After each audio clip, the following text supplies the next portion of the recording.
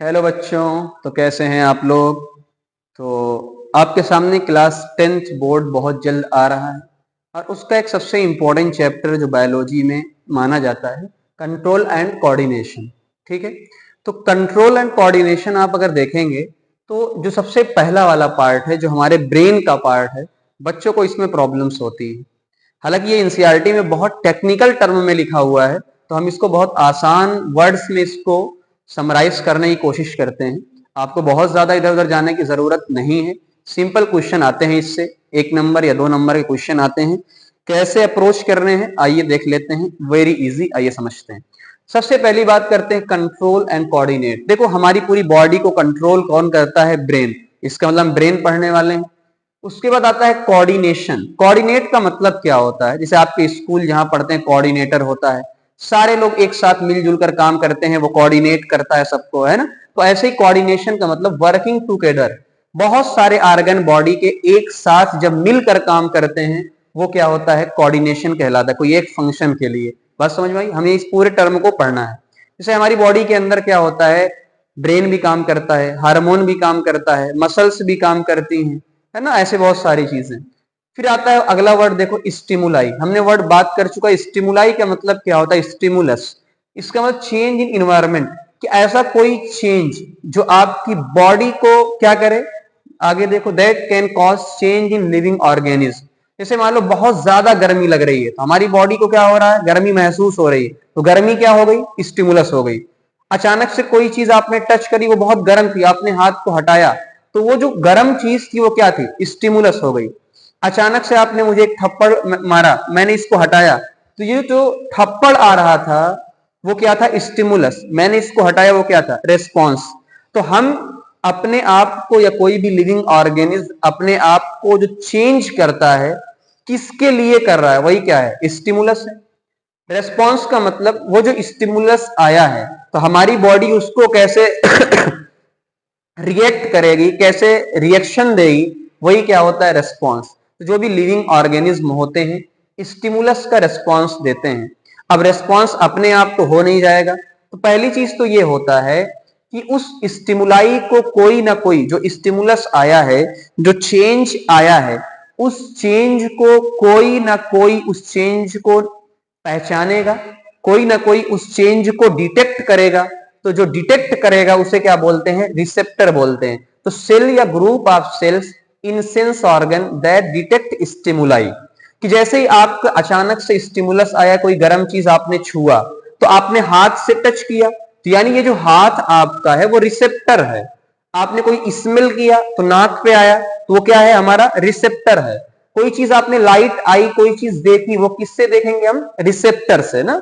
अगली चीज, रिसेप्टर की बात हो गई है। अब हम जो रिस्पॉन्स देंगे वो किसके जरिए? कोई ना कोई इफेक्टर होगा, कि हम क्या करेंगे? कोई हार्मोन रिलीज होगा, मसल को हटाएंगे, ये करेंगे। वो सारा किसके जरिए होगा? मसल या ग्लैंड के साथ।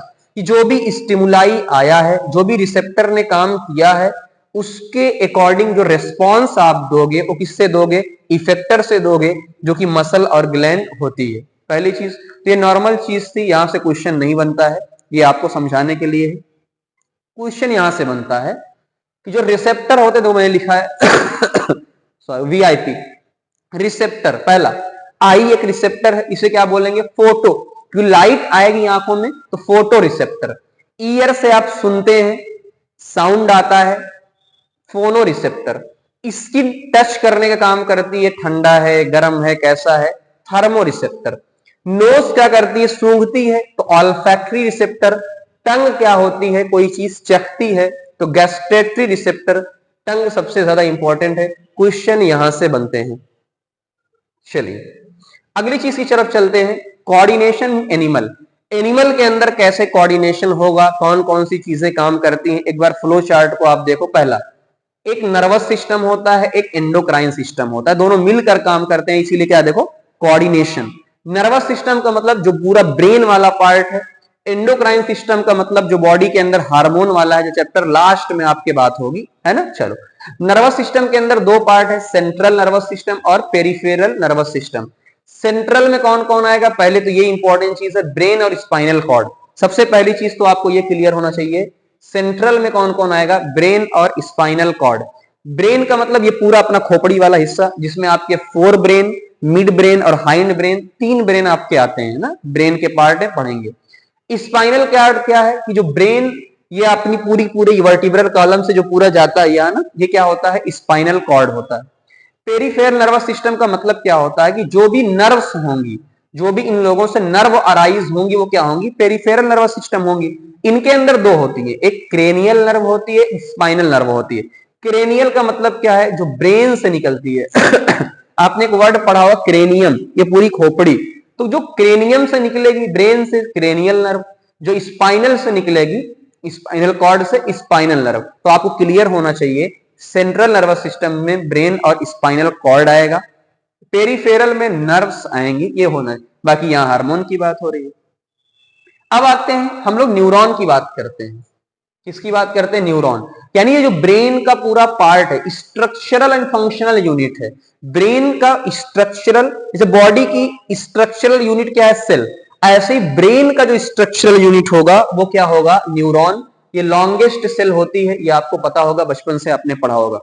फिगर अभी एनसीईआरटी में आपको दिखाना है, तो मैंने पहले ही बोल दे रहा हूं, यहां लिख दे रहा हूं कि आपको जो फिगर है वो देखना है। फिगर इंपॉर्टेंट है, ठीक है ना, फिगर इंपॉर्टेंट है, बाकी बातें यहां मैं लिख देता हूं।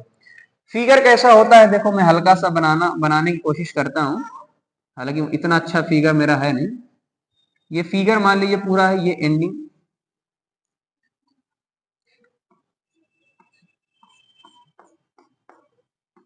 ये हल्का सा फिगर मैंने आपको बना दिया है। अब समझना, सबसे पहली चीज होती है डेंड्राइट। डेंड्राइट का मतलब क्या है, मैंने यहां लिख दिया, ये जो आपके बाल जैसे है, बाल बाल है ना, ये अपने आप को मानो, मैं अपने आप को मान ले रहा हूं, ये जो मेरे पूरे बाल हैं वो क्या है, डेंड्राइट है, जो कि इंफॉर्मेशन लेंगे। तो यानी इंफॉर्मेशन शुरू कहां से होगी, यहां से। तो इंफॉर्मेशन जो स्टार्ट होगी वो कहां से होगी, यहां से। इसने इंफॉर्मेशन को लिया और इंफॉर्मेशन कहां भेजा, आगे सेल बॉडी की तरफ। तो ये जो पार्ट होता है सेकंड पार्ट, ये क्या होता है, सी। सी का मतलब सेल बॉडी। तो डेंड्राइट, उसके बाद ये वाला पार्ट सेल बॉडी, जिसे कई बार एक वर्ड और दे देते हैं, कभी आपने नाम सुना होगा साइटोन, कई वर्ड, साइटोन यानी सेल बॉडी। अब ये ट्रेवल कैसे करेगी, इलेक्ट्रिकल इंपल्स, ये इलेक्ट्रिकल इंपल्स में कन्वर्ट हो जाएगी, कहां आएगी, एक्सॉन। तो ये जो पूरा पार्ट है, ये पूरा पार्ट क्या है, आपका एक्सॉन है। तो एक्सॉन क्या करता है, सबसे लॉन्गेस्ट पार्ट होता है, सही बात, सबसे लॉन्गेस्ट पार्ट एक्सॉन है। Transmit impulse from cell body to dendrite.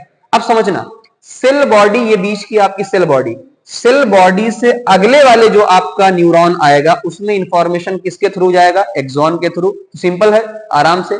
Dendrite से आया, बाल से आया, ये पूरा सेल बॉडी की तरफ गया, फिर एक्सॉन की तरफ गया, लास्ट में ये आप देख रहे होंगे, ये इसे बोलते हैं एंडिंग। ये क्या होती है बेटा, नर्व की एंडिंग, नर्व की एंडिंग।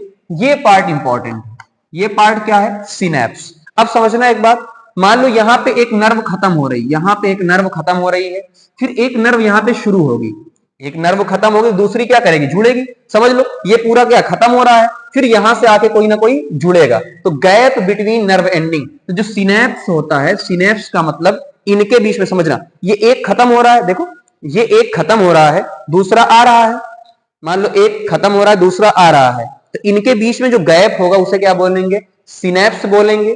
तो सिनेप्स क्या होगा, अपना खुद समझो, सिनेप्स क्या होगा बेटा, एक की एंडिंग, एक की जो एंडिंग है और दूसरे की जो शुरुआत है। देखो, एक की एंडिंग, दूसरे की शुरुआत, तो एक की एंडिंग है, दूसरे की क्या है, शुरुआत है। तो ये समझना, एक की एंडिंग, दूसरे की, तो एक की एंडिंग क्या हो जाएगी, नर्व एंडिंग, दूसरे की शुरुआत क्या हो जाएगी, यही डेंड्राइट। बात समझ में। यहां पे क्या होता है, ये पार्ट इंपॉर्टेंट है कि जो भी इलेक्ट्रिकल सिग्नल यहां से गया है, जो इलेक्ट्रिकल सिग्नल यहां से गया है, केमिकल सिग्नल में बदलता है। केमिकल सिग्नल में क्यों बदलता है, यहाँ पे छोटी छोटी थैलियां होती हैं जिनके अंदर केमिकल भरे होते हैं, जिनको कभी नाम सुना होगा, न्यूरोट्रांसमीटर, एसिटाइल कोलिन वगैरह, है ना, पढ़ना नहीं है, ये इंपॉर्टेंट चीज पढ़ लेना, इसको देखना। अगली चीज, टाइप ऑफ न्यूरॉन कौन कौन से होंगे, तो हमने कहा तीन टाइप के होते हैं, सेंसरी, मोटर और रिले। सेंसरी का मतलब जो सेंस करते हैं, अपने सेंस ऑर्गन होते हैं ना, आई, ईयर, नोज, है ना, ये जबान, या फिर आपके ये स्किन। तो जो सेंस ऑर्गन होते हैं, उनसे जो भी इंपल्स है वो कहां भेजेंगे, ब्रेन तक भेजेंगे। ब्रेन फिर क्या करेगा, हमारी बॉडी तक भेजेगा। तो सेंसरी ने सेंस किया, मोटर के थ्रू आया, तो हम सिंपल सी बात कह सकते हैं सेंस ऑर्गन से ब्रेन तक जो भी इंपल्स जाएगा सेंसरी न्यूरॉन से, वहां से जो बॉडी तक आएगा ब्रेन या स्पाइनल कॉर्ड से वो क्या होगा, मोटर। ये दोनों जो आपस में कनेक्ट करेंगे वो किससे करेंगे, रिले न्यूरॉन से कनेक्ट करेंगे। इतना ही पढ़ना है। आगे हम चलते हैं फिर यार अलग अलग voluntary action, involuntary action, reflex action. एक बार में देखो चीजें खत्म हो जाएंगी, लंबा नहीं है।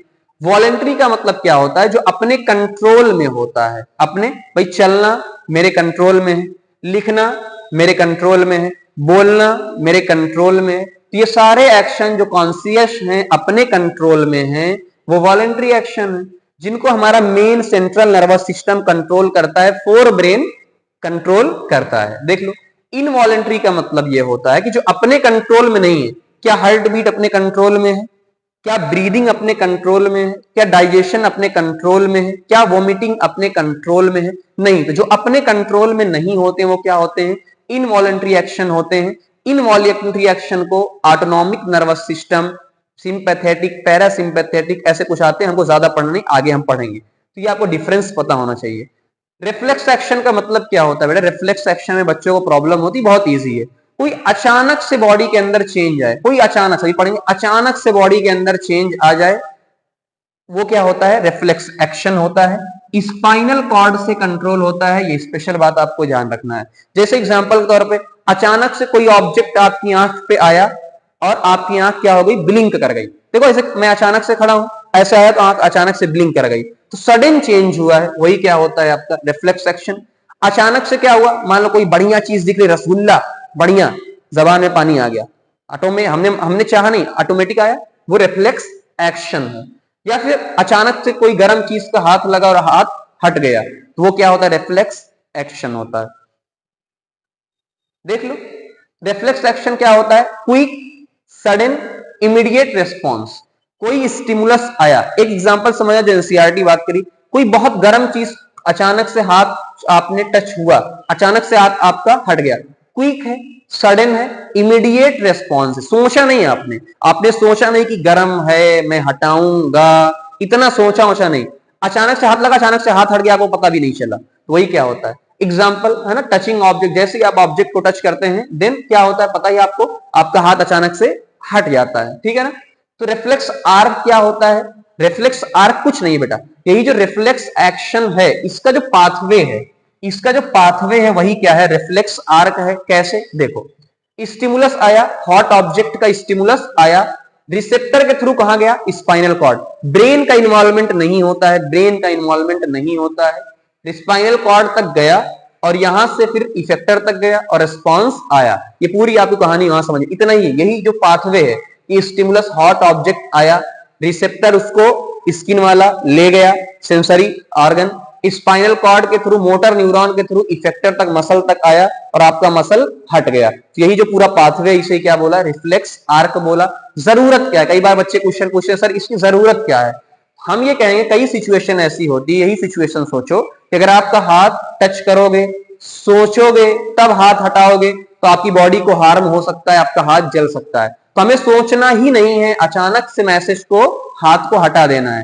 तो यही क्या है, इसमें क्विकली रिस्पॉन्स करना है, तो स्पाइनल कॉर्ड का काम आता है। आगे बेटा, ह्यूमन ब्रेन के अंदर आपको मैंने बताया, ह्यूमन ब्रेन जो हमको पढ़ना है, तीन part, fore brain, front, mid brain और हाइंड ब्रेन। फोर ब्रेन जितने भी कॉम्प्लेक्स काम होते हैं, थिंकिंग के जितने भी आप सोच लो जो बढ़िया बढ़िया काम होते हैं, थिंकिंग के काम सोच लो, मेमोरी यानी इंफॉर्मेशन का मतलब मेमोरी, मेमोरी वाले काम सोच लो, वॉलेंट्री एक्शन को कंट्रोल करने वाला काम सोच लो, स्पीकिंग का जो भी बढ़िया बढ़िया काम है मोस्ट, वो किससे होगा, आपका फोर ब्रेन से। यहां ये वाला पार्ट क्या होता है, सेरिब्रम। कौन सा पार्ट होता है बेटा, सेरिब्रम, सेरिब्रम।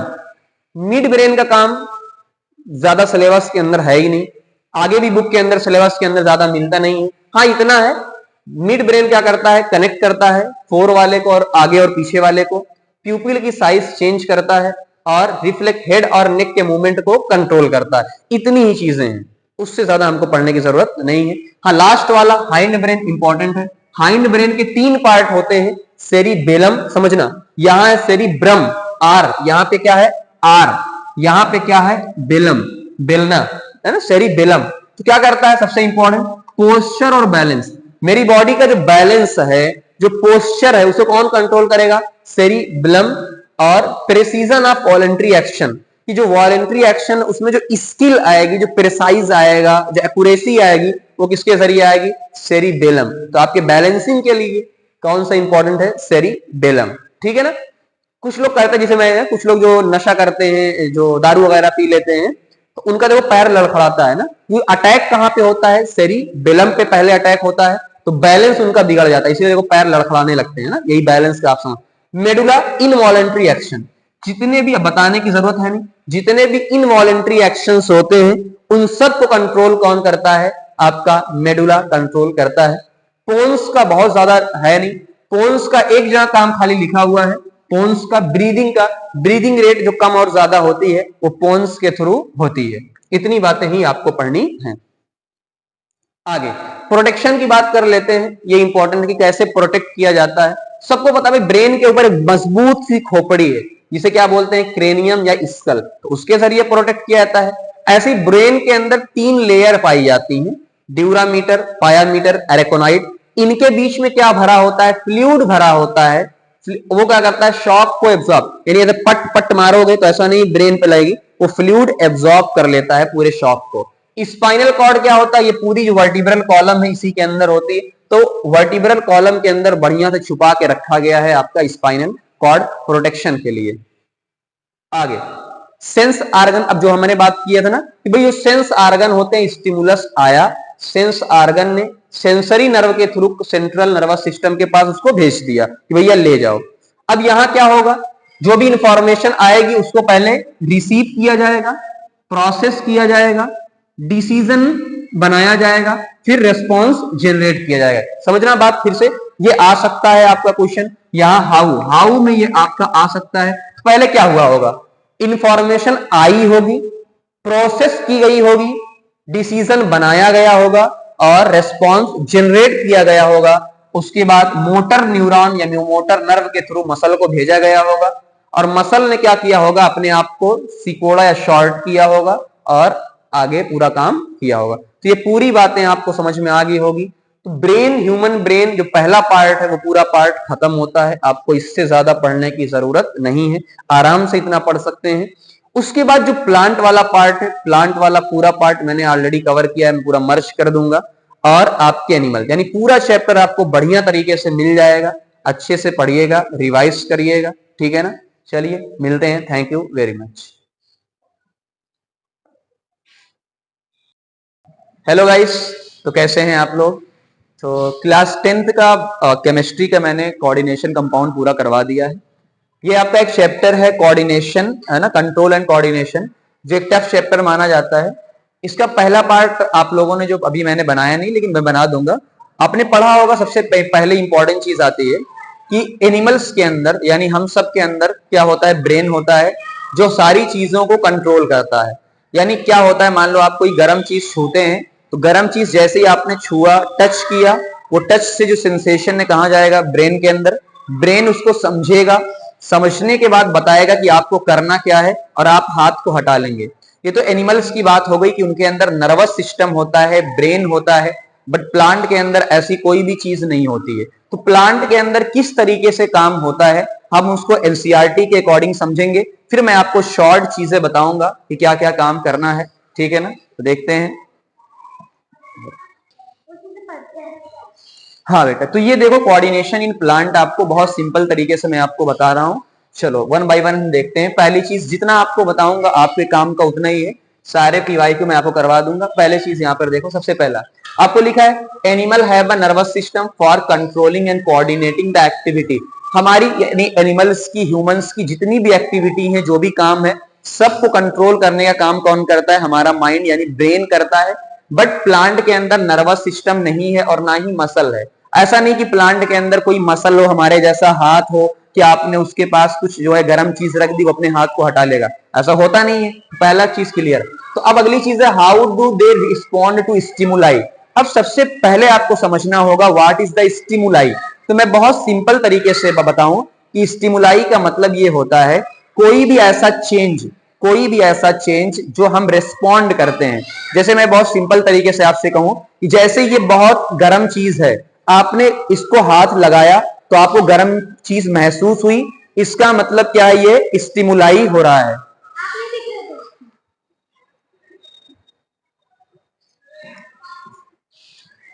तो ये स्टिमुलाई होता है, यानी ये मान लीजिए आप क्या है, एक गर्म चीज है, इसको जैसे ही आपने टच किया तो ये गर्म चीज स्टिमुलस है, तो आपने टच किया तो आपको गर्म लगा, तो आपके ब्रेन तक मैसेज गया होगा तो आपने हटा लिया, तो ये स्टिमुलस है, आपने रिस्पॉन्स किया है ना। या एग्जाम्पल के तौर पे जैसे जैसे अचानक से मैं आपको एक थप्पड़ मारूं तो ये थप्पड़ क्या है, स्टिमुलाई है, और मैंने चेहरे को अपने पीछे कर लिया तो ये क्या है, रिस्पॉन्स है। तो प्लांट कैसे करते हैं उसके बारे में आपको एग्जांपल दिया हुआ है इसका। When we touch the leaves of छुई मुई, छुई मुई की लीव्स अगर किसी ने देखी होगी, छुई मुई होता क्या है, ये मान लो पूरी पत्ती है, ये छुई मुई की एक पूरी पत्ती है, जैसे ही आप इस पत्ती को ऐसे टच करोगे, जैसे आपने इस पत्ती को टच किया, टच करने के बाद ये पत्ती क्या होती है, ऐसे सिकुड़ जाती है, पूरी पत्ती क्या होती है, सिकुड़ जाती है। तो यानी उसको कैसे पता चला, तो ये एग्जाम्पल है। इसमें भी अभी आपको दिखाऊंगा, इसमें भी आपको ध्यान क्या रखना है, पहला कि जो छुई मुई है इसका नाम क्या होता है, सेंसिटिव या टच मी नॉट, कहते हैं ना छुई मुई, टच मी नॉट। और दूसरा क्या, इसकी फैमिली का नाम याद रखना, ये फैमिली का नाम आपका एमसीक्यू में आ सकता है, वीआईपी, यानी फैमिली का नाम मिमोसा फैमिली है पहला। They begin to fold up and droop, droop का मतलब क्या होता है बेटा, सूख जाना या सिकुड़ जाना, पहला।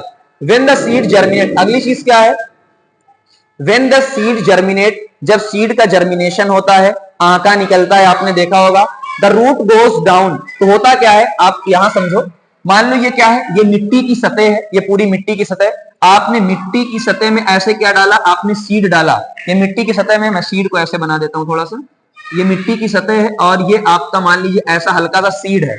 जब सीड जर्मिनेट होता है ये धीरे धीरे कहां ऊपर उठता है, और इसकी रूट कहां जाती है, नीचे की तरफ जाती है। तो वही चीज कहा गया है, the seed germinate root goes down the stem come up in the air, यानी आप जब सीड को देखोगे, आपने अगर सीड का स्ट्रक्चर बाद में कभी देखा हो, सीड के अंदर दो पार्ट होते हैं, एक प्लूम्यूल होता है, एक रेडिकल होता है, आपने चैप्टर उसमें पिछले वाले में पढ़ा होगा या आगे हाउ डू ऑर्गेनिज्म वाले में। ये रेडिकल होता है जो रूट बनाता है, ये प्लूम्यूल होता है जो शूट बनाता है, यानी ये सीड का एक पार्ट ऊपर जाएगा और एक पार्ट कहां जाएगा, नीचे की तरफ जाएगा, पहला। तो यहां बात क्लियर हो गई। What happen, firstly the leaves of the sensitive plant move very quickly in response to touch, यानी जैसे ही आपने छुई मुई, मान लो ये मेरा क्या था, ये मेरी छुई मुई है, ये मेरी पूरी पत्ती है, ये छुई मुई है, जैसे ही आपने इसको टच किया फौरन सिकुड़ गया। क्या बहुत तेज सिकुड़ा होगा, यानी उसने बहुत क्विक रिस्पॉन्स दिया है, बहुत तेज रिस्पॉन्स दिया है। चलिए अगली चीज की तरफ हम चलते हैं आगे। There is no growth involve in this movement, ये इंपॉर्टेंट पॉइंट है, यानी इनका कहने का मतलब क्या है कि जैसे छुई मुई, ये देखो, ये पूरा, ये छुई मुई की पत्ती आपने देखा होगा, ये छुई मुई की पूरी पत्ती है, ये पूरी पत्ती इतनी चौड़ी सी है, ये पूरी पत्ती इतनी चौड़ी सी है, जैसे ही किसी ने इसको टच किया ये पत्ती मुरझा के इतने पतले में हो गई, ये पत्ती पूरी मुरझा, मुरझा का मतलब सिकुड़ गई है। तो बताओ सिकुड़ गई है, क्या यहां पर कोई ग्रोथ हुई है, हम कहेंगे नहीं, यहां पर कोई ग्रोथ नहीं हुई है। कोई ग्रोथ का मतलब कोई बढ़ी नहीं है, बस पत्ती कैसी थी, पत्ती ऐसे थी, पहले फैली हुई थी, अब सिकुड़ गई है, यहां कोई ग्रोथ तो हुई नहीं है, तो इंपॉर्टेंट चीज है। अगला, on the other hand the directional movement of a seedling is caused by the growth, ये किसकी बात कर रहा है, डायरेक्शनल मूवमेंट का मतलब वही जो आपने आंका देखा था, वही जो आपने क्या सीड देखा था, तो सीड के अंदर ये आपका सीड था मान लो, तो सीड का क्या है, ऊपर गया, स्टेम रूट कहां गई, नीचे, तो इसके अंदर क्या होता है, ग्रोथ होता है, यानी इसके अंदर चीजें बढ़ती हैं, ठीक है। If it is prevented from growing it will not show any movement, अगला पॉइंट इंपॉर्टेंट है, सही बात है। मान लो ये आपका सीड है ना, ये मेरा हाथ है, यहाँ पे ये पूरा मान लो, ये पूरा स्ट्रक्चर हटा देता, देखो ये पूरा आपका क्या है, सीड है, और सीड ऊपर की तरफ बढ़ना चाहता है, ये मान लो मेरा अंगूठा है, ये ऊपर की तरफ, इसको ये है, अचानक से ये बढ़ गया, अगर मैं इसको बढ़ने ही ना दूं, अगर मैं इसको बढ़ने ही ना दूं तो क्या आपका कोई मूवमेंट होगा, हम कहेंगे नहीं, अगर आप सीड को बढ़ने ही नहीं दोगे तो कोई मूवमेंट नहीं होगा, तो ये एक इंपॉर्टेंट पॉइंट आपका है। So plant show two different type of movement, एक depend on growth and the other independent of the growth, तो ये एक प्लांट का मूवमेंट है जो ग्रोथ पे डिपेंड करता है। मैं आपको अपनी स्लाइड के थ्रू से इसको समझाता हूं ताकि आपको थोड़ा आसान लगेगा। चलो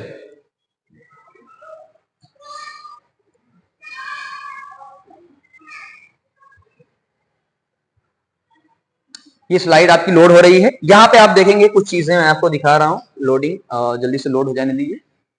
चलिए पहली चीज आपको दिखा रहा हूं, बाकी वो चीजें ऑटोमेटिक आपकी लोड हो जाएगी। तो सबसे इंपॉर्टेंट पॉइंट है उसको देखो सबसे पहले आप। यहाँ पर स्टिमुलस क्या होता है आप एक बार देख लो। Overall change in the environment, environment के अंदर कोई चेंज होता है टू विच ऑर्गेनिज्म रेस्पॉन्ड, यानी ऑर्गेनिज्म जो रेस्पॉन्ड करता है क्विक ना, जैसे मैंने कहा जैसे लाइट है, हीट है, कोल्ड है, पेन है, टच है। मान लो जैसे बहुत तेज कोई मोबाइल चला दिया, बहुत तेज किसी ने डीजे बजा दिया तो हमारे कान को तकलीफ होती है, तो वो क्या हो जाएगा, स्टिमुलस हो जाएगा। मान लो कोई साउंड, कोई टेस्ट है, कोई मिर्ची तीखी लग गई हमको, वो क्या है, स्टिमुलस है।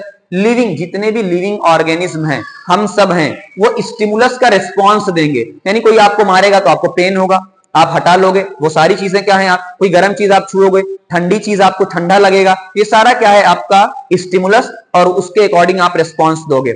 सेकेंडरी चीज क्या है बेटा आगे, एनिमल और प्लांट के अंदर क्या डिफरेंस होता है, मैंने पहले ही आपको बोला। देखो एनिमल के अंदर नर्वस सिस्टम होता है, प्लांट के अंदर नर्वस सिस्टम नहीं होता है। ये पहले ही आपको बात कर दी गई है कि एनिमल्स के अंदर क्या होता है, नर्वस सिस्टम होता है, यानी उनके अंदर नर्व होता है कंट्रोल करने के लिए। हमारे अंदर नहीं, यानी होता है, प्लांट के अंदर नहीं होता। एनिमल के अंदर एंडोक्राइन यानी हार्मोन प्रोड्यूस होता है, हम आगे पढ़ेंगे। प्लांट के अंदर भी क्या होता है, हार्मोन प्रोड्यूस होता है, ये आपको देखना है। अगली चीज, प्लांट मूवमेंट कैसे शो करते हैं। प्लांट जितनी भी एक्टिविटीज हैं, जितनी भी कोऑर्डिनेट करते हैं, जो भी चीजें, वो कैसे करते हैं, हार्मोन से। तो यही मैंने यहां पूरा लिखा, आप पढ़ सकते हैं। हार्मोन से क्या होगा, ग्रोथ होगी। हार्मोन से क्या होगा बेटा, ग्रोथ होगी, बढ़ेंगे। और ग्रोथ से क्या होगी, मूवमेंट होगा। मूवमेंट होगा, जैसे एग्जांपल अभी मैंने आपको एग्जांपल बताया था सीडलिंग वाला, जर्मिनेशन या सीडलिंग।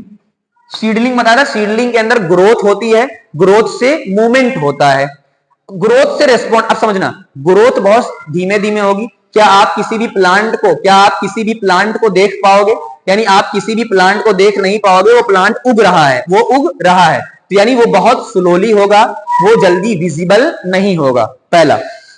अगली चीज आपको बताऊं, देखो प्लांट के मूवमेंट दो टाइप के होंगे। प्लांट के जो मूवमेंट होंगे वो कितने टाइप के होंगे बेटा, प्लांट के मूवमेंट दो टाइप के होंगे, ठीक है ना। प्लांट के मूवमेंट दो टाइप के होंगे, एक नास्टिक मूवमेंट होगा और एक क्या होगा, ट्रॉपिक या ट्रॉपिज्म मूवमेंट होगा, ठीक है ना। अगला अब समझना, ये दोनों बहुत इंपॉर्टेंट है, यहां से आपको पहले ही बोल दे रहा हूं, ये आपका बहुत ज्यादा इंपॉर्टेंट है, ठीक है ना। पहला क्या, देखो नास्टिक मूवमेंट का मतलब क्या है, जो ग्रोथ पे डिपेंड नहीं करता, जो ग्रोथ पे डिपेंड नहीं कर रहा। अभी आपने देखा था छुई मुई का ऐसे था, सिकुड़ गया, क्या ग्रोथ पे डिपेंड कर रहा है, नहीं, आपने टच किया सिकुड़ गया, ग्रोथ पे कोई डिपेंड है ही नहीं। दूसरा नॉन डायरेक्शनल है, नॉन डायरेक्शनल का मतलब आपने टच कहीं भी किया, मान लो ये छुई मुई है, आपने यहां टच किया पूरी पत्ती सिकुड़ गई, आपने यहां टच किया पूरी पत्ती सिकुड़ गई, यानी आप कहां टच कर रहे हो, कोई डायरेक्शन आप बता नहीं पाओगे, इस वजह से सिकुड़ा, बस भाई पूरा सिकुड़ गया।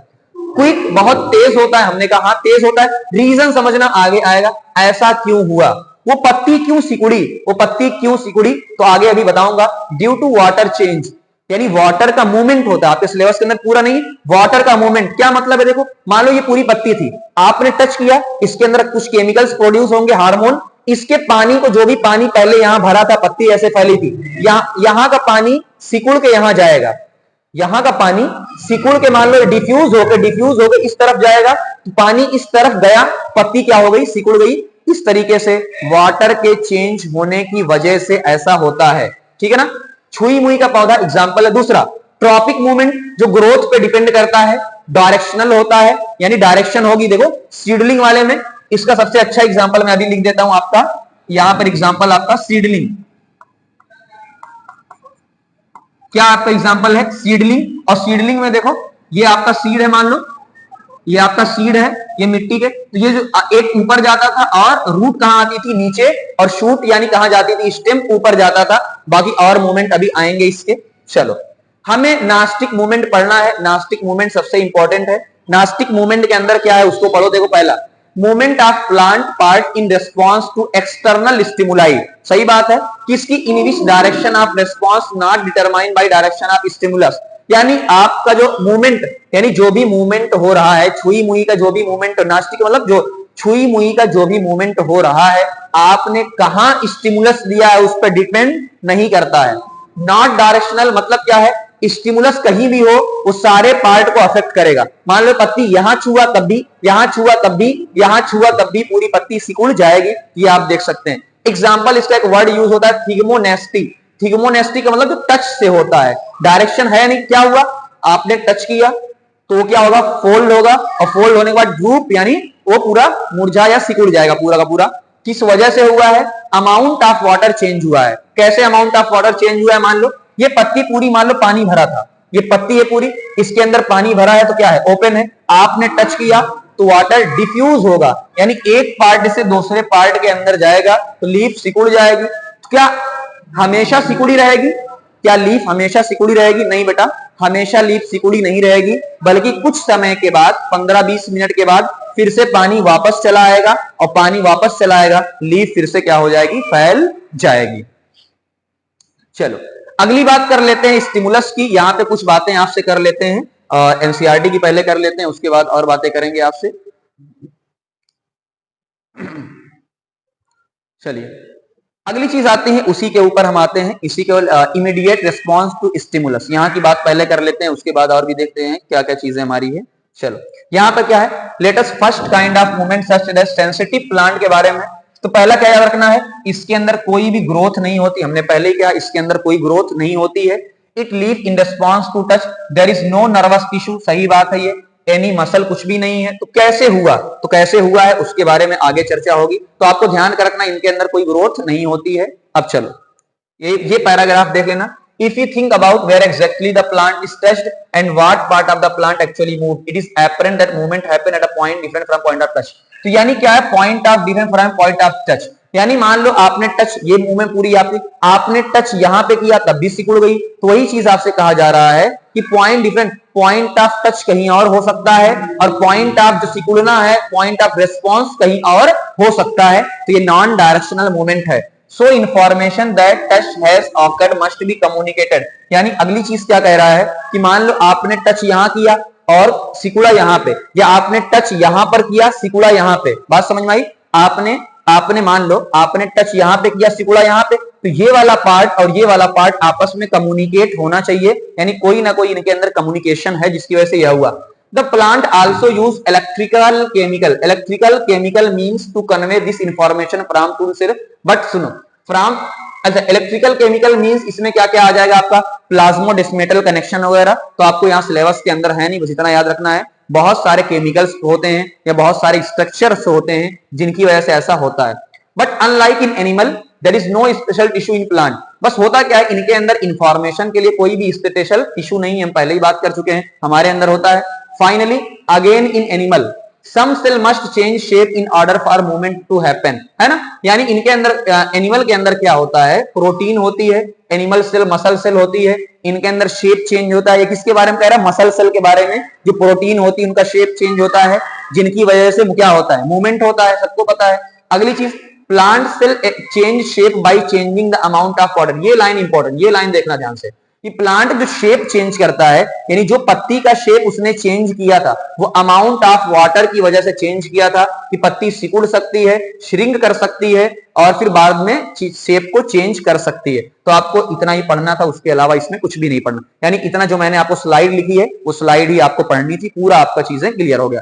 अब मूवमेंट ड्यू टू ग्रोथ, ये किसकी बात कर रहा है, ट्रॉपिक मूवमेंट की बात कर रहा है। ग्रोथ वाली मूवमेंट कौन है, ट्रॉपिक मूवमेंट की बात कर रहा है। देखो some plant like the pea plant climb up other plant are fences by means of tendril। तो टेंड्रिल याद रखना, पी प्लांट आपने देखा होगा, टेंड्रिल ऐसे होती है, ये आपका मान लो है, इस पे ऐसे गोल गोल गोल गोल ऐसे टेंड्रिल होती है ना, पूरी प्लांट ऐसे चढ़ जाता है ऊपर। These tendril are sensitive to touch, touch की क्या sensitive, when they come in contact with any support the part of tendril in contact with the object does not grow as the part of tendril away from the object, this causes a circle around the, यानी इनका कहने का मतलब ये है कि मान लो ये एक टच, ये आपका किसी पर एक सपोर्ट है, ये टेंड्रिल है, तो यहां वाला पार्ट कम ग्रोथ करेगा तो कर्ल होगा, यहां वाला ज्यादा ग्रोथ कर जाएगा। तो यानी जो टच वाला पार्ट है, जो पास वाला पार्ट है, वो कम ग्रोथ करता है। The tendril in contact with the object, यानी मान लो यहां पर कॉन्टेक्ट है तो ये क्या करेगा, कम ग्रोथ करेगा, कम ग्रोथ की वजह से क्या होगा, this cause the tendril circle around the object, यहां ग्रोथ ज्यादा होती है कुल मिला जुला के, तो एक आपने ये पी लिया, यहाँ पे कम ग्रोथ होगी और यहाँ पे ग्रोथ क्या होगी, ज्यादा होगी, तो ऐसे पूरा क्लाइंब कर लेता है, कर्ल कर लेता है पूरा का पूरा, ये बात है। More commonly plant respond to stimuli slowly by growing. अब देखो स्लोली क्यों बोला गया है कि जब कोई पार्टिकुलर डायरेक्शन, एक डायरेक्शन में ग्रो होगा, एक डायरेक्शन का मतलब ये यहाँ पे मान लो ये चढ़ा है तो इस डायरेक्शन में ग्रो हो रहा है एक पार्टिकुलर डायरेक्शन में, और स्लोली ग्रोइंग हो रहा है because growth is a directional. यहां से आपके क्वेश्चन बन सकते हैं असर्शन रीजन के कि प्लांट का जो पार्ट ग्रोथ वाला होता है वो स्लो क्यों होता है, तो हम बोलेंगे कि वो डायरेक्शनल होता है ना। इट इज एपरेंट आप इस plant moving understand movement of with the help of example. अब ये एग्जांपल से आपको बताएंगे कि मूवमेंट किस तरीके से होता है। चलो अब यहां पर आपको क्या है, ये पूरा पैराग्राफ बहुत इंपॉर्टेंट है, तो पहले ही आपसे बोल दे रहा हूं ये पूरा पैराग्राफ बहुत ही ज्यादा इंपॉर्टेंट है। पहला क्या है देखो, इन्वायरमेंट ट्रिगर सच एज, देखो लाइट क्या क्या हो सकता है, light, gravity, direction that plant part growing, these directional are tropic movement. तो चाहे आप डायरेक्शनल बोलो चाहे ट्रॉपिक मूवमेंट बोलो, can be either toward the stimulus, या तो ये स्टिमुलस के टुवार्ड हो सकते हैं या अवे हो सकते हैं। तो पहले पैराग्राफ में आपको यही बताया गया है ना। In two different kind of phototropic movement, shoot respond by bending toward the light while root spine bending away है, समझना। जैसे एग्जांपल के तौर पे यहां पर इन्होंने दो एग्जांपल मैं आपसे शेयर कर रहा हूं। चलो ये दोनों एग्जांपल को ध्यान से देखना, इसी पर क्वेश्चन आया हुआ है। क्वेश्चन क्या है देखो, मान लो ये क्या है, ये शूट, ये क्या है आपकी शूट है। तो शूट क्या है बेटा, शूट देखो सनलाइट की तरफ जा रही है तो ये पॉजिटिव हो जाएगी, और रूट कहां जा रही, सनलाइट से दूर जा रही है तो ये क्या हो जाएगी, निगेटिव। तो ये है ना, तो इसे लाइट वाला यानी फोटोट्रॉपिक मूवमेंट बोला जाएगा कि भाई शूट लाइट की तरफ जा रही है तो पॉजिटिव, लाइट के रूट लाइट से दूर जा रही तो निगेटिव। ऐसे ही यहां पर जियोट्रॉपिक का मतलब जो जमीन की तरफ जाए, जो ग्रेविटी की तरफ जाए। तो बताओ रूट कहां जाती है, नीचे तो पॉजिटिव, और शूट कहां जाती है, निगेटिव ऊपर, है ना। तो सिंपल सी बात है, आप यहां पे देख सकते हैं, ये क्वेश्चन कई बार यहां पे आ चुका है, इसको आपको ध्यान देना है, कई बार क्वेश्चन आ चुका है।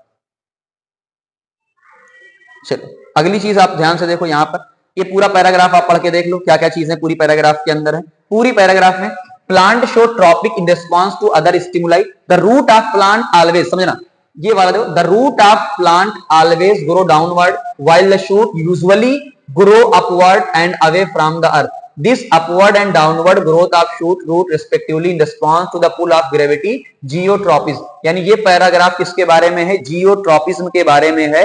कि जियोट्रॉपिज्म मतलब जियो का मतलब क्या होता है, जमीन, अर्थ, ग्रेविटी। तो जियो जो जमीन की तरफ जाएगा वो पॉजिटिव, जो जमीन से ऊपर जाएगा वो निगेटिव, सिंपल सी बात है। कैन, अच्छा हाइड्रोट्रॉपिक का मतलब, हाइड्रो का मतलब वाटर और कीमो का मतलब केमिकल। तो सिंपल सी बात, आप पैराग्राफ पूरा ये पढ़ सकते हैं पूरा। अगला, let us know once again think about how information is communicated in the body of multicellular organism. The movement of the sensitive plant in response to touch is very quick.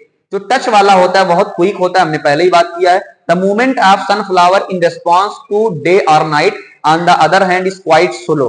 ये slow होता है movement ना, sunflower का क्या होता है, slow होता है। Growth related movement of plant will be even slower. सही बात, हमने बात किया कि जो ग्रोथ वाला होता है वो स्लो होता है, ये पूरा हम लोगों ने स्लाइड के अंदर देख लिया है। अच्छा, एनिमल बॉडी के अंदर there are carefully controlled direction to growth. ये एक बात है कि एनिमल, मान लो हम लोग हैं, हमारे अंदर जो ग्रोथ होगी वो ग्रोथ केयरफुली कंट्रोल्ड होनी चाहिए। Our arm and finger grow in certain direction. ऐसा ना हो कि फिंगर यहां निकलने के बजाय यहां निकलती फिर जाए, एक फिंगर यहां निकल जाए, एक फिंगर यहां निकल जाए। तो कंट्रोल्ड ग्रोथ हमारे अंदर होनी चाहिए, है ना। So control movement can be either slow, जो कंट्रोल मूवमेंट होता है या स्लो या फास्ट दोनों हो सकता है। If fast response to stimuli are made, information transfer must happen very quickly. अब इनका कहने का मतलब यह है कि अगर मूवमेंट बहुत तेज होगा, समझना, अगर मूवमेंट तेज होगा इसका मतलब इंफॉर्मेशन भी ट्रांसफर बहुत तेज हुई होगी, समझ ना। अगर मूवमेंट तेज है इसका मतलब इंफॉर्मेशन तेज गई होगी, सिंपल सी बात है। चलो अगली बात कर लेते हैं। अगला पूरा पैराग्राफ यहाँ, पूरा पैराग्राफ यहाँ पूरा आपको दिख रहा होगा। चलो यहां तक देख लो। अगला ये पूरी पैराग्राफ, ये पैराग्राफ इंपॉर्टेंट है, क्यों देखो, electrical impulse are an excellent means for this. यानी आप एक क्वेश्चन, इलेक्ट्रिकल इंपल्स का मतलब क्या है, जो बहुत तेज लेकर जाए, जो बहुत तेज लेकर जाए वो क्या होगा, इलेक्ट्रिकल वाला होगा। But there are limitation the use of electrical impulse, यानी उसकी कुछ कमी, ये कमी बता रहे हैं कह रहे हैं वो बहुत अच्छा है लेकिन उसके अंदर कुछ ना कुछ कमी है। क्या कमी? Firstly they will reach only those cells that are connected by nervous tissue, not each and every cell। आगे तो पहला पॉइंट ये बता रहे हैं कि भैया देखो जो आपके नर्व सेल होते हैं, नर्व सेल में क्या होगा, देखो नर्व सेल, मान लो एक नर्व सेल यहां तक है, एक नर्व सेल यहां पर है, एक नर्व सेल यहां पर है, इनके बीच में जो कनेक्शन है तो यहां से मैसेज निकलेगा, यहां तक पहुंचेगा, यहां तक पहुंचेगा। लेकिन मान लो मैं यहां पर हूं, यहां कोई कनेक्शन बीच में नहीं है तो यहां तक इंफॉर्मेशन नहीं पहुंचेगा, यानी जहां तक कनेक्शन रहेगा वहीं तक इंफॉर्मेशन पहुंचेगा। दूसरा सेकंड पॉइंट क्या बता रहे हैं, ये वाला सेकंड पॉइंट बता रहे हैं, सेकंड पॉइंट ये बता रहे हैं once an electrical impulse generated in a cell and transmitted, the cell will take some time। यानी अगर एक बार आपका इंजन चालू हो गया तो दूसरी बार चालू करने में आपको टाइम लगेगा, रीसेट करना पड़ेगा कि एक आपने मैसेज मान लो धाए से पहुंचा दिया तो दूसरे वाले मैसेज में टाइम लगेगा, रीसेट करने में टाइम लगेगा। दो पॉइंट बहुत इंपॉर्टेंट। तो यानी अब हमारे पास क्या है, ये तो बेकार चीज है यार, फिर बेकार चीज है। तो if instead of generating impulse stimulated cell release a chemical, तो इसकी जगह पर क्या होता है, हम लोग क्या यूज करते हैं, केमिकल कंपाउंड। ये कंपाउंड क्या होता है, diffuse all around the cell if other cell around have the same mean to detect this compound using special molecule surface then would able to recognize information। ये पूरा किसके बारे में है, ये पूरा हार्मोन के बारे में है। ये पूरा किसके बारे में बेटा, हम लोग आगे हार्मोन चल के पढ़ेंगे। ये पूरा हार्मोन के बारे में आपको बताया जा रहा है कि हार्मोन क्या होता है। देखो कि केमिकल कंपाउंड जिसका नाम हार्मोन है, ये हार्मोन क्या करता है, सबकी बॉडी के अंदर क्या होता है, सेल के अंदर डिफ्यूज हो जाता है। कहां डिफ्यूज होता है, ब्लड, मान लो हमारे अंदर ब्लड है, इनके अंदर और भी प्लांट के अंदर चीजें होती हैं, है ना, उनके अंदर डिफ्यूज हो जाता है, डिफ्यूज होके चला जाता है। और इनको डिटेक्ट करने के लिए, हार्मोन को डिटेक्ट करने के लिए क्या होते हैं, रिसेप्टर होते हैं। क्या होते हैं बेटा, रिसेप्टर, आपने पढ़ रखा होगा, रिसेप्टर होते हैं इनका। This will be slower of course but potentially, ये स्लो होता है। हम कह रहे हैं हाँ ठीक है ये स्लो होता है, लेकिन क्या होता है, सब सेल तक पहुंच जाता है। स्लो भले ही होता है लेकिन सारी सेल तक पहुंच जाता है, जबकि इलेक्ट्रिकल वाला सिर्फ नर्व कनेक्शन तक ही पहुंच पाता था। अगला, multicellular organism to control coordination of great deal of diversity, ये पूरी बात इन तक हो गई। अब अगली जो पूरी बात आपको दी हुई है यहां पर, ये पूरी बात को मैं एक्सप्लेन करता हूं अपनी स्लाइड के थ्रू। ये पूरी आपका पैराग्राफ यहां खत्म हो जाएगा, देख लो। चलो अब अगली चीज क्या, देखो स्टिमुलस, ये ग्रोथ वाला आपको बताया है। अगर कोई लाइट आएगी, स्टिमुलस क्या है, लाइट, तो ऐसे को बोला जाएगा फोटोट्रॉपिज्म या फोटोट्रॉपिक मूवमेंट। देखो प्लस कौन होगा, जो लाइट की तरफ जाएगा, लाइट की तरफ कौन, लाइट की तरफ स्टेम जाएगा तो प्लस, रूट लाइट से दूर जाती है ना, तो क्या होगा, रूट माइनस में होगा। ग्रेविटी मतलब कहां है, जमीन की तरफ, जमीन की तरफ कौन जाएगा, root positive, stem negative. Water का मतलब क्या होगा, हाइड्रोट्रॉपिज्म, तो हाइड्रो में पॉजिटिव कौन आएगा, रूट, और निगेटिव आप लिख सकते हो क्या है, स्टेम, मैं लिखाने की जरूरत नहीं है। केमिकल वाला जो कौन, केमिकल वाला इंपॉर्टेंट है। केमिकल का मतलब जो कीमोट्रॉपिज्म है, movement of pollen tube toward the ovule. आपने ये वाला स्ट्रक्चर आपने देख रखा होगा, ये वाला आपने स्ट्रक्चर आपने पिछले या एक चैप्टर आपका आएगा उस चैप्टर में है। तो यहां पर क्या होता है, पोलन आता है, पोलन आता है, यहां पर आपका ओयूल बना होता है, ये ओवरी होती है पूरी, है ना, तो यहां से पोलन ट्यूब निकलती है, ओयूल की तरफ जाती है। तो इसका जो मूवमेंट होता है वो केमिकल के थ्रू होता है। तो ये आपने मूवमेंट देख रखा होगा, ठीक है ना। चलिए, नास्टिक मूवमेंट हो गया, प्लांट हार्मोन हो गया, ये पूरा चेंज वाला। चलो और भी चीजें भी देखते हैं हम, और भी चीजें। अगली चीज क्या है बेटा, आपका ये वाला पार्ट, आपका जो ये वाला पार्ट है, यहां से आपका देखो ध्यान से,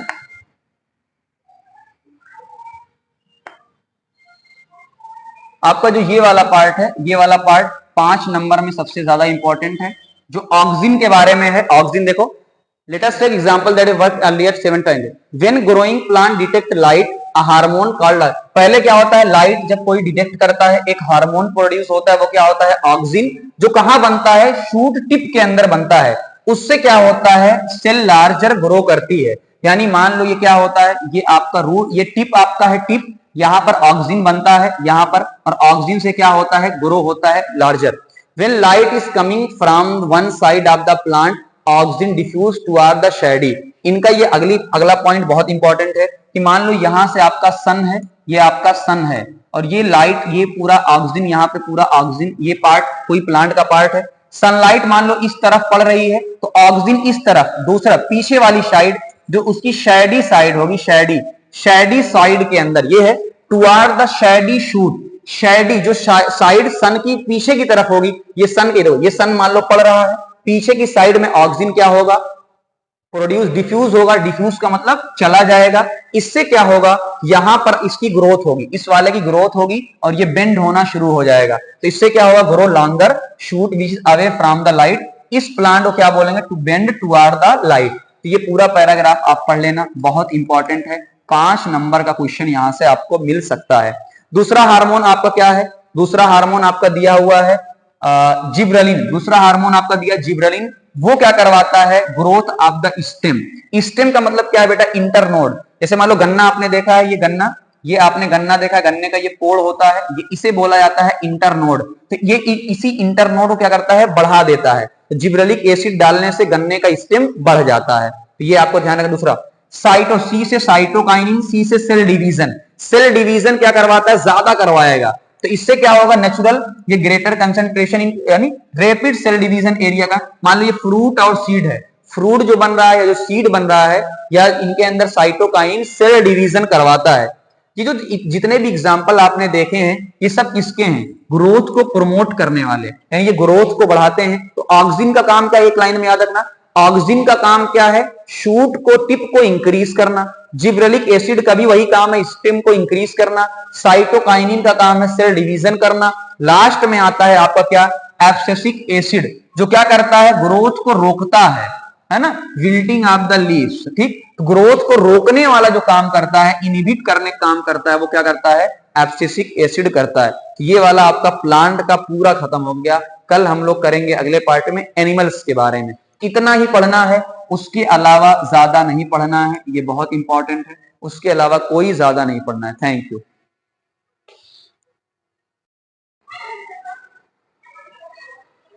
हेलो बच्चों, तो कैसे हैं आप लोग, है ना।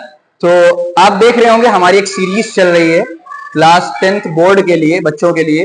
तो इसके पहले मैंने आपको प्लांट के बारे में, प्लांट के हार्मोन के बारे में, प्लांट के मूवमेंट के बारे में आपसे सारी चीजें शेयर कर दी थी। सब कुछ बहुत आसान तरीके से बताया था। आज का जो चैप्टर है वो है हार्मोन इन एनिमल। पहले ही मैं आपको बता दे रहा हूं बेटा कि ये चैप्टर अगर देखा जाए, जो आपको और भी जगह पढ़ने को मिलेगा या अदर बुक्स आप पढ़ेंगे, तो बहुत ज्यादा पढ़ाया जाता है। हम टू द पॉइंट बात करेंगे। ऐसे बताने को मैं भी बता सकता हूं कि हमारे बॉडी के अंदर कितने हार्मोन होते हैं। हाइपोथैलेमस का अलग हार्मोन होता है, पिट्यूटरी के 6 हार्मोन होते हैं, पीनियल के होते हैं, थाइमस के होते हैं, और ग्रोथ में बहुत सारे फैक्टर्स होते हैं। और आपके जो है एड्रीनल में हार्मोन होते हैं, पैनक्रियास के अंदर होते हैं, थायरोक्सिन कई सारे हार्मोन थायराइड से निकलते हैं। बहुत सारी चीजें आपको बताई जा सकती हैं, बट हमें उसकी जरूरत नहीं है। हम उन चीजों की बात करेंगे जिनकी एनसीईआरटी बात करती है, और एनसीईआरटी के बाहर आपको कुछ भी नहीं पढ़ना है। तो आपको वही बात पढ़नी है जो एनसीईआरटी बात करती है।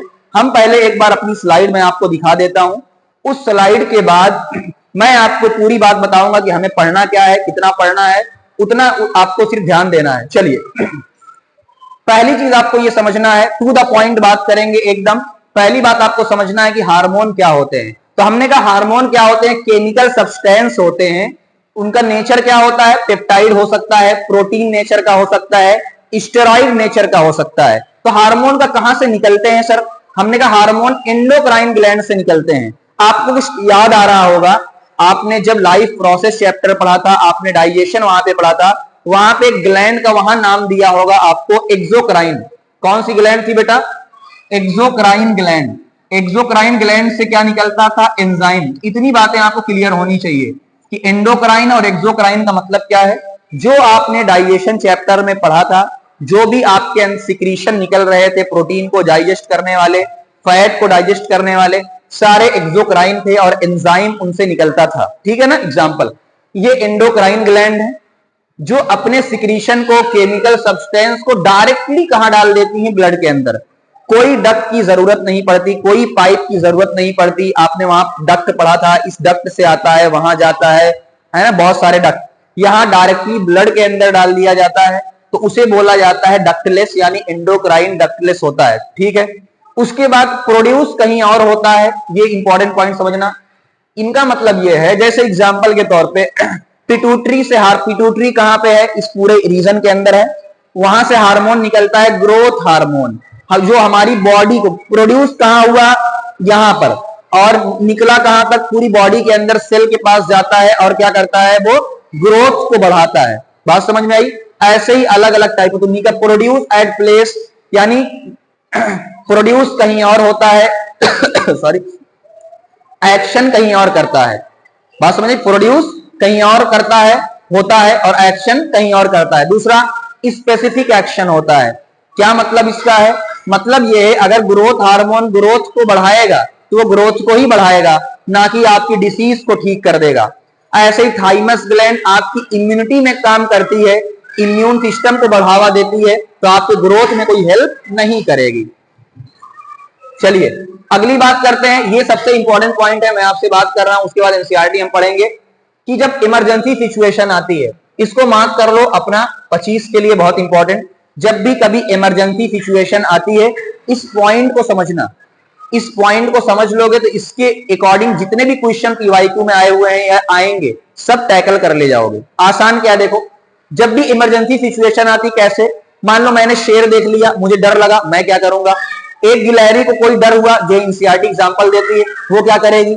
मान लो शेर ने शिकार को देख लिया, तब वो क्या करेगा। यानी जो भी इमरजेंसी सिचुएशन आएगी, आपको ये पूरा लिख के आ जाना है। वन बाय वन एक्सप्लेन करता हूं। सबसे पहले आपने पढ़ा होगा, हमारे अंदर नर्वस सिस्टम होता है, हमारे अंदर रिसेप्टर होता है, आंखों से देखने वाला रिसेप्टर, जिसे क्या बोलते हैं, फोटो रिसेप्टर, जो देख के काम करता है। तो हमने देखा, मैं अपने ऊपर लेता हूं, मैंने उसको देखा कि यार शेर वहां पे है, तो तुरंत फोटो रिसेप्टर ने उसको सेंस किया, सिग्नल कहां भेजा, सीएनएस, सेंट्रल नर्वस सिस्टम, यानी ब्रेन और स्पाइनल कॉर्ड के पास मैसेज उसने भेजा। रेस्पॉन्स न्यूरॉन, क्या अब मैसेज गया तो स्टिमुलाई गया, तो रेस्पॉन्स आएगा, तो रेस्पॉन्ड कैरीड बाय न्यूरॉन, तो न्यूरॉन से रेस्पॉन्स हमारे पास आएगा। अगला point, along with nervous system, ये तो फंक्शन कौन कर रहा था, हमारा ब्रेन वगैरह कर रहा था, यानी नर्वस सिस्टम काम कर रहा था। इसके साथ साथ इमरजेंसी सिचुएशन में हमारी बॉडी के अंदर हार्मोन सिस्टम भी काम करेगा। कैसे, ये आपका ये वाला पॉइंट इंपॉर्टेंट है कि इमरजेंसी सिचुएशन में कौन सा हार्मोन निकलता है, इसी को याद रखना, एड्रेनालिन। कौन सा हार्मोन निकलता है, एड्रीनल ग्लैंड से एड्रेनालिन हार्मोन निकलता है, प्रोड्यूस बाय एड्रीनल ग्लैंड। ये इंपॉर्टेंट, ये क्या करता है, ब्लड स्ट्रीम के अंदर रिलीज होता है, ट्रिगर करता है फ्लाइट और फाइट एक्शन को। इसे 3F हार्मोन भी बोला जाता है, फियर, फ्लाइट और फाइट। तो हमारी इमरजेंसी सिचुएशन में ट्रिगर करता है। इससे होता क्या है, अब समझना क्या होता है, ये हमारी हार्ट बीट को क्या कर देता है, ज्यादा। अब समझना, हार्ट बीट आपने पढ़ा होगा, हार्ट बीट जितना ज्यादा हो जाएगी, डर लग जाता है ना, डर, अब डर लगा, हार्ट बीट बढ़ी, ब्लड का सर्कुलेशन बढ़ेगा, O2 जल्दी जल्दी हमारी बॉडी के अंदर आएगी, ब्रीदिंग रेट भी, सांस हांफने लगते हैं, बहुत जल्दी डर जाते हैं, ब्लड फ्लो इंक्रीज हो जाएगा, किसके अंदर, मसल के अंदर, क्योंकि हमको भागना किससे है, अपने पैर से। तो जो टोटल ब्लड वेसल है, टोटल जो आपका ब्लड फ्लो होगा, वो आपकी मसल को दे दिया जाएगा, ताकि आप बहुत तेज भाग सको। ये सारी चीजें और भी हम देखेंगे, ये सारी चीजें मिलकर क्या करती हैं, एनिमल को रेडी करती हैं, ताकि ज्यादा से ज्यादा एनर्जी आए और हम भाग सकें या इमरजेंसी सिचुएशन में वर्क कर सकें। बात समझ में आ गई, यहां देख लो पूरा। अगली चीज चलते हैं इंपॉर्टेंट, वो है आपका TSH। ये वेरी वेरी इंपॉर्टेंट कर लेना, मैं पूरी बातें क्लियर करता हूं, जितने भी PYQ हैं, NCERT हैं, सब के बारे में इसी एक स्लाइड में बात करेंगे। इस स्लाइड को इंपॉर्टेंट कर लेना, पढ़ के जाना है। क्या, देखो TSH, TSH का मतलब थायराइड स्टिमुलेटिंग हार्मोन। ये PYQ में पूछा गया है, कहां से निकलता है, देखा जाए तो पिट्यूटरी से निकलता है, लेकिन बात नहीं करते हैं, तो हम देखेंगे भाई TSH का मतलब थायराइड स्टिमुलेटिंग हार्मोन। कहां से निकलता है, पिट्यूटरी से निकलता है। दूसरा, क्या काम करता है, तो नाम नहीं है, थायराइड स्टिमुलेटिंग, यानी थायराइड को स्टिमुलेट करेगा। तो थायराइड हमारे नेक के अंदर ग्लैंड होती है, ये वाला क्वेश्चन आ चुका है। तो नेक रीजन में हमारे क्या होती है, ग्लैंड होती है थायराइड ग्लैंड। उसको क्या करता है, स्टिमुलेट करता है। उससे कौन सा हार्मोन निकलता है, थायरोक्सिन हार्मोन निकलता है। अब एक बात समझना, यहां पर थायरोक्सिन हार्मोन को बनने के लिए आयोडीन की रिक्वायरमेंट होती है, इसीलिए कहा जाता है आयोडाइज नमक खाओ। तो थायरोक्सिन को बनने के लिए आयोडीन की जरूरत है। तो थायरोक्सिन क्या करेगा, थायरोक्सिन रेगुलेट करता है कार्बोहाइड्रेट को, फैट को, प्रोटीन को। तो इससे क्या होगा, हमारी ग्रोथ बैलेंस रहेगी। हमारी ग्रोथ क्या रहेगी, बैलेंस रहेगी। बीएमआर बेसिक मेटाबॉलिक रेट हमारा जो है वो इंक्रीज करता है, बैलेंस करता है। अब समझना, अगर थायरोक्सिन कम हो गया, हाइपो का मतलब कम, हाइपो का मतलब कम, थायरोक्सिन कम हो गया, हाइपोथायरॉयडिज्म, यानी थायरोक्सिन की कमी से क्या होता है, गोइटर डिसीज होती है। आपने देखा होगा ये पूरा नेक वाला रीजन फूल जाता है, स्वॉलन नेक। तो गोइटर उसे कहते हैं, घेंगा घोंगा जिसे बोलते हैं। इसका क्या रीजन है, हम कहेंगे थायरोक्सिन की कमी है। तो थायरोक्सिन को चाहिए क्या बनने के लिए, आयोडीन। तो अपने खाने के अंदर आयोडाइज साल्ट यूज कर लो। अगला, अगर मान लो थायरोक्सिन क्या हो जाए, ज्यादा, यहां लिख देता हूं, अगर ये हो जाए ज्यादा, इसे बोला जाएगा हाइपर। क्या बोला जाएगा, हाइपर। ये क्या बोला जाएगा, हाइपर। तो हाइपर में क्या करोगे, साल्ट को कम कर दो, साल्ट क्या कर दो, कम कर दो। इतनी बातें भी पढ़ लोगे आप, इसके अंदर खत्म हो गया। अगला, टीएसएच के बारे में बात करते हैं। जो टीएसएच होता है ये एबनॉर्मल कब होता है, कब इसका लेवल ऊपर नीचे या कम ज्यादा होता रहता है। हम कहेंगे जब एमसी मतलब मेंस्ट्रुएशन साइकिल लेडीज के अंदर आती है, तो उसमें इसकी रेट क्या हो जाती, कम ज्यादा होती रहती है। या गिविंग बर्थ, जब बच्चे पैदा होते हैं उसके बाद, या फिर मीनोपॉज। मीनोपॉज आप पढ़ोगे रिप्रोडक्शन चैप्टर में। मीनोपॉज का मतलब जब फीमेल प्राइमेट या फीमेल के अंदर मेंस्ट्रुअल साइकिल बंद हो जाती है, अप्रॉक्स 45 या 50 की एज पे ऐसा होता है।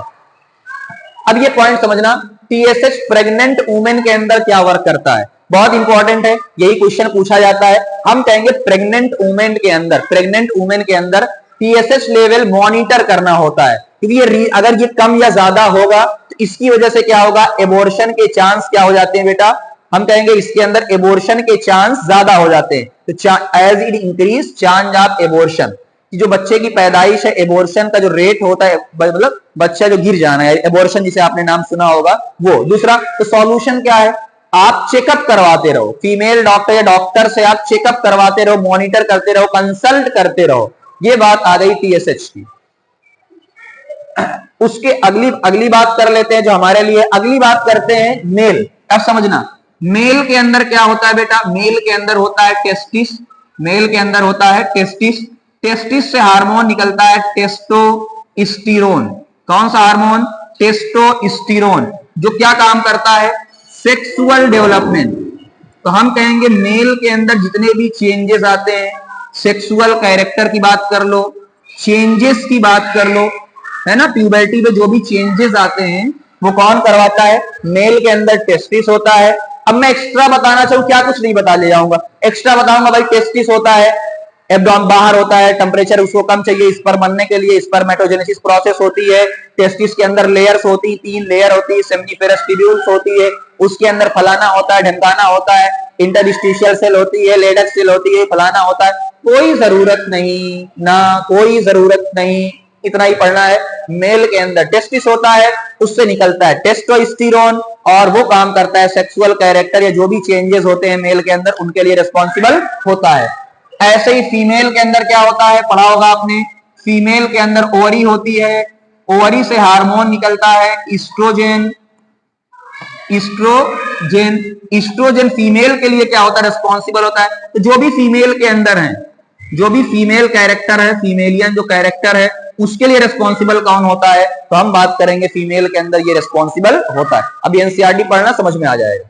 चलो अगला आपका है पैनक्रियास। अब एक बात यहाँ पैनक्रियास के बारे में साइड में बता देता हूं। पैनक्रियास, इसको बोला जाता है मिक्स ग्लैंड। क्या बोला जाता है, मिक्स ग्लैंड। क्यों बोला जाता है, समझना, पैनक्रियास से निकलता है एंजाइम और पैनक्रियास से निकलता है हार्मोन। बात समझ में आई क्यों, जो कुछ ग्लैंड ऐसी होती हैं जिनसे दोनों निकलता है। देखो मिक्स ग्लैंड का मतलब क्या है, पैनक्रियास के बारे में खास है ये, कि इससे एंजाइम भी निकलता है, जो आपने कहां पढ़ा होगा, डाइजेशन के अंदर। कहां पढ़ा है? डाइजेशन के अंदर आपने पढ़ा है कि पैंक्रियाटिक एंजाइम निकलते हैं जो आपके कार्बोहाइड्रेट, फैट, इन सब चीजों को डाइजेस्ट करने में हेल्प करते हैं।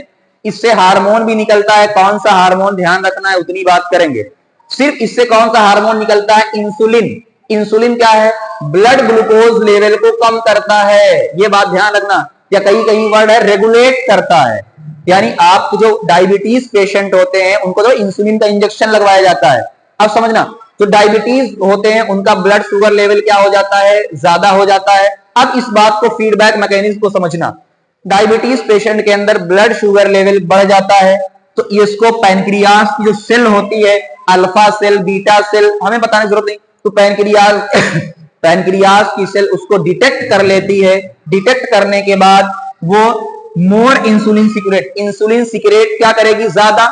इंसुलिन का काम है लेवल को कम करना, तो वो लेवल को डाउन यानी बैलेंस कर देता है। इसे बोला जाता है फीडबैक मैकेनिज्म। तो ये बहुत इंपॉर्टेंट जो भी चीजें थी मैंने आपको सारी चीजें करवा दिया।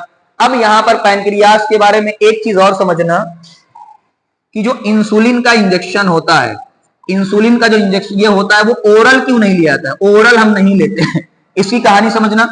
क्योंकि जैसे ही आप इंसुलिन, एक पेप्टाइड हार्मोन होता है। इंसुलिन क्या होता है? पेप्टाइड होता है। पेप्टाइड यानी पेप्टाइड होता है। इंसुलिन पेप्टाइड हार्मोन होता है। जैसे ही वो आपके स्टमक के अंदर जाएगा, इसको डाइजेस्ट कर दिया जाएगा, तो इसका एक्शन खत्म। इसीलिए इंसुलिन का हमेशा क्या लिया जाता है? इंजेक्शन। क्या लिया जाता है? इंजेक्शन। तो ओरल ना लेके क्या लेते हैं? हम कहेंगे भाई इंजेक्शन लेते हैं, तो इंजेक्शन लेते हैं। ये मैंने पूरा आपको करवा दिया, इससे ज्यादा आपको नहीं करना है। तो मैंने कहा बस इतना ही आपको करके जाना है, इससे ज्यादा नहीं। एनसीईआरटी की एक बार मोटे मोटे तौर पे आप रीडिंग कर लो, ताकि आपको यकीन हो जाए कि हाँ हम लोगों ने जो जो चीजें पढ़ी थी सब वही पढ़ा था। समझना पूरा। अब ये जो मैंने पूरा ये आपको पैराग्राफ आपके सामने लिया है पूरा, इस पूरे पैराग्राफ में आप देखोगे, इस पूरे पैराग्राफ में कोई चीज काम की नहीं है।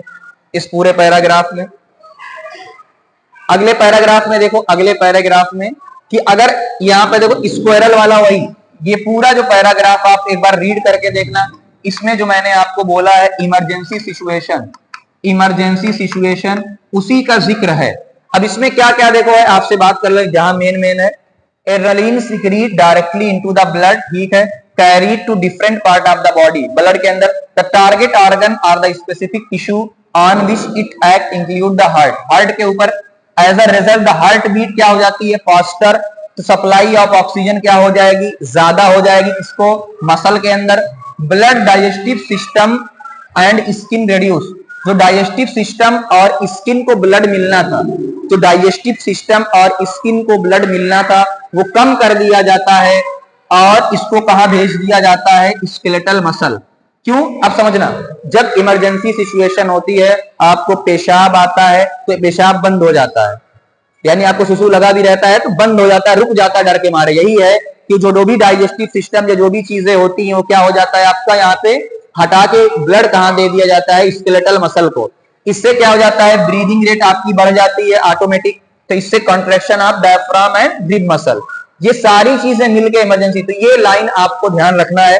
तो अगर देखा जाए आपको किस लाइन से ध्यान देना है? इतनी लाइन को इंपॉर्टेंट कर लेना। यही चेंजेस होते हैं, यही चेंजेस होते हैं।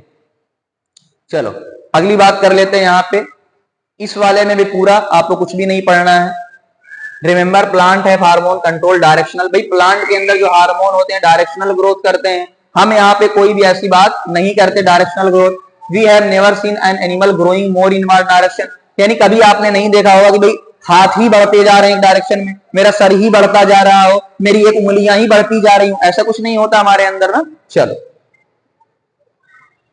अब देख लो। अब आपको ध्यान क्या रखना है इस पूरे फिगर के अंदर? इस पूरे फिगर के अंदर आपको ध्यान क्या, देखो ये हाइपोथैलेमस है, यहाँ पर पीनियल ग्लैंड के बारे में जिक्र है नहीं, खाली फिगर है। पिट्यूटरी का ध्यान देना और थायराइड का ध्यान देना। पिट्यूटरी और थायराइड, पैराथायराइड के बारे में, थाइमस के बारे में मैं सिंपल बता रहा हूं। फिगर आपको ध्यान देना है क्या क्या है, डिटेल में कोई बात नहीं किया है। ये देखो पैनक्रियाज है, ये जो ऊपर आप किडनी के ऊपर देख रहे हो इसे बोला था एड्रीनल ग्लैंड, इसको ध्यान देना। इसको ध्यान देना, ये मार्किंग आ सकती है। यहाँ टेस्टिस है, यहाँ ओवरी है, बाकी सब कुछ क्या है, सेम है। तो ध्यान क्या देना है भाई, पिट्यूटरी कहाँ होती है, यहाँ पे थायराइड नेक रीजन में, एड्रिनल किडनी के ऊपर होती है। बात समझ में आई? यहाँ इतना आपको ध्यान देना है। उसके बाद जो मैंने पूरी आपको बात बताई, इस पूरे पैराग्राफ में, आप पूरे पैराग्राफ के अंदर आप देखोगे, इस पूरे पैराग्राफ में आपको क्या मिलेगा। अब बहुत ध्यान से, एक चीज छूट रही है, आपको बता दे, इस पूरे पैराग्राफ के अंदर आपको मिलेगा थायराइड वाला। क्या मिलेगा?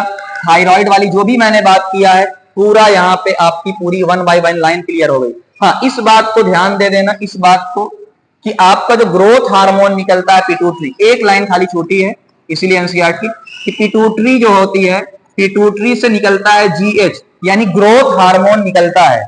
तो आइदर वेरी शॉर्ट, तो अगर ग्रोथ हार्मोन कम निकलेगा तो दो बातें हो गई भाई, अगर ग्रोथ हार्मोन कम निकलेगा तो ग्रोथ कम होगी, क्या होगा, ड्वार्फ होगा। और अगर ग्रोथ हार्मोन बहुत ज्यादा हो जाएगा तो जीएन यानी एकदम खली जैसा आदमी हो जाएगा। तो ये बात हो गई है ना, डिफिशियंसी। तो बात समझ में आई, ड्वार्फिस। तो ग्रोथ हार्मोन के बारे में इतना ध्यान दो नाम, पिट्यूटरी से निकला ग्रोथ हार्मोन, ग्रोथ हार्मोन कम होगा, ग्रोथ कम होगी तो ड्वार्फ, ग्रोथ हार्मोन ज्यादा निकला तो जीएन। बात समझ में आ गई? चलो अगला पूरा पैराग्राफ देखो, अगला पूरा पैराग्राफ आप देखोगे किसके बारे में है, आपके प्यूबर्टी के बारे में है, विकास सिक्रीशन, टेस्टोस्टेरोन मेल के अंदर, ईस्ट्रोजन फीमेल के अंदर, बस इतना ही लिखा है। अगला पूरा पैराग्राफ आपने देखा होगा, पूरा पैराग्राफ लिखा है पैनक्रियास के ऊपर। किसके ऊपर? पैनक्रियास के ऊपर लिखा हुआ है पूरा पैराग्राफ। आप एक एक लाइन पढ़ के देख लो, हमने पूरी बातें यहां पे कर ली। चलो इतना ही पढ़ना है। अगला, it is important hormone should be secreted in precise quantity. ये लाइन देखना, ये पूरा जो हम लोगों ने पढ़ा है ये क्या है, फीडबैक मैकेनिज्म, फीडबैक मैकेनिज्म। ये पूरा पैराग्राफ 1 बाय 1 आप पढ़ के देख सकते हो पूरा। बात समझ में आ गई? ये क्वेश्चन सारा देख लो, एनिमल के अंदर क्या होता है देख लो। आयोडाइज साल्ट क्यों लेते हैं, ये भी हमने बात कर लिया, आयोडीन चाहिए थायरॉक्सिन बनाने के लिए। ये देखो, ये पूरा रिस्पॉन्स हमने आपको बता दिया क्या क्या होता है। Some patient diabetes injection, insulin क्या करता है, ग्लूकोज लेवल को कम करता है। तो पूरी बातें आप यहां पे देख सकते हो। चलो तो ये पूरा आपका खत्म, यहां और कुछ बचा नहीं है। तो इतनी ही बातें करनी है, इससे ज्यादा आपको बात नहीं करनी है। बात समझ आई? डन? ठीक। तो थैंक यू वेरी मच।